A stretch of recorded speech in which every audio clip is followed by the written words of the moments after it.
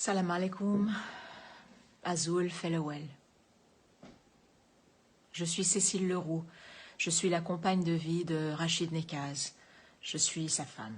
Je suis la mère de son fils. J'ai été silencieuse jusqu'à maintenant sur les médias sociaux parce que je suis une personne qui est en principe très privée, mais aussi, et ça c'est très important, parce que lui ne voulait pas que j'intervienne. Il ne voulait pas l'intervention de l'étranger, il ne voulait pas l'intervention de la famille.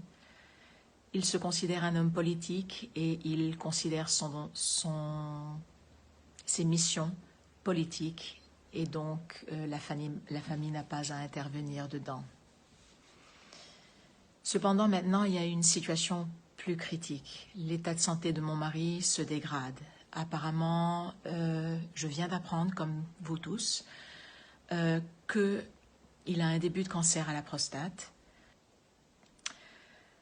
De plus, il a toujours eu des problèmes respiratoires, surtout quand il fait très froid, comme beaucoup d'entre nous. Récemment, il a été transféré d'Alger vers une prison dans le désert. Il est très loin d'Alger maintenant. Il est très loin de sa famille. Il est très loin de ses avocats. Et il est très loin des hôpitaux.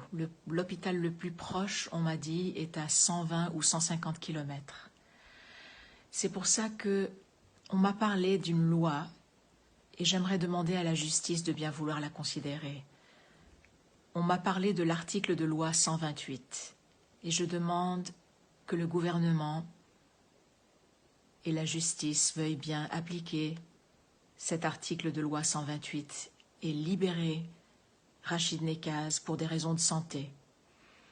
C'est un appel du cœur pour sa santé, c'est un appel sanitaire, c'est un appel humanitaire. Je voudrais remercier tous les avocats de Rachid Nekaz. Ils ont été persistants, ils sont persistants, ils sont fidèles, ils sont constants, ils sont communicatifs, ils sont soutenants, ils gardent l'esprit positif, ils nous aident beaucoup à la famille. Je voudrais aussi remercier le peuple algérien, tous les gentils messages que j'ai reçus, de courage, de santé, de sérénité pour moi et mon fils.